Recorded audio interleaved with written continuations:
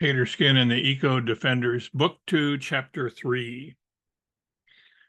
Hello, Taterskin. How's the family? Albert greeted me.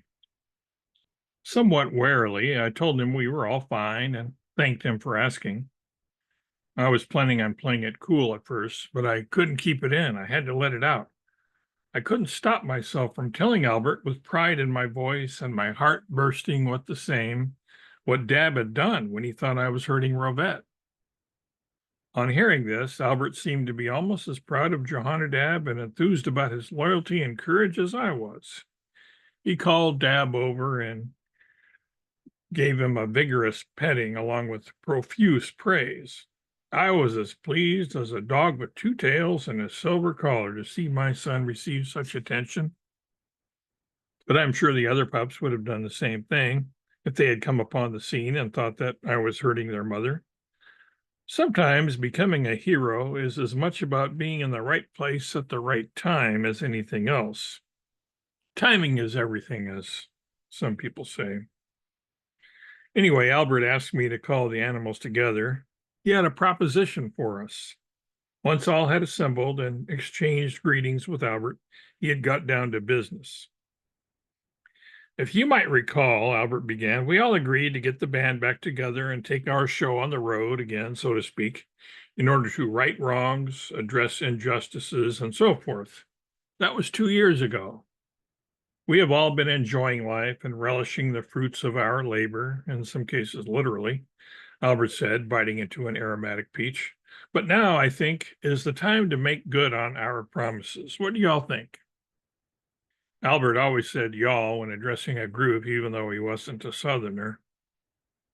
We all somewhat grudgingly agreed that we had no real excuses for postponing our mission any longer. We did want to get those things done, but it was exceedingly difficult pulling ourselves away from a time and place where every day was like the best holiday anybody had ever had. Perfect neighbors, perfect weather, interesting and enjoyable things to do, the best of friends, no worries, no stress, no problems of any sort whatsoever. Nevertheless, we had to admit that we had promised to help out those poor people and animals from the past. It would be selfish of us to continue enjoying ourselves when they needed our help. So we acquiesced and declared ourselves ready to go. There's no time like the present, I said. The sooner we go, the sooner we can return. Maybe by spring, my favorite time of the year. What about the pups? Rovette asked. Either you stay here with them or we both go and take them along with us, right? I proposed. Would it be safe to bring them? Rovette wanted to know. We will make sure that they are kept safe. I know you would defend them the same as Dab defended you, and so would I. Come to think of it, maybe it'd be a good thing for them to see what we do. It'll be kind of a take your puppies to work day, I said. More like take your puppies to work season, Rovette clarified. We will all look out for them, Rovette, Ocero, the rhinoceros, said. If anybody harms a whisker on their face, I will step on their toes and poke them with my horn to boot. The others agreed that they too would serve as co-protectors of our pups. You know what they say, Rovette and Taterskin, Alexis the African gray parrot said. It takes a forest to raise a litter of Goldadors. Or something like that, Albert said.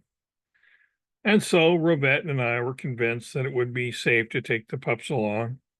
After all, who has ever successfully bested a group of animals consisting of a rhinoceros, a Bengal tiger, an African gray parrot, the most intelligent animal on the planet, a bearded dragon, a duck-billed platypus, and a pterodactyl?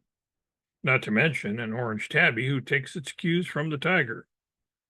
And probably most significant of all, the parents of the puppies. Not that we were the biggest or strongest of the group, but who would more fiercely defend our pups than Rovette and I would?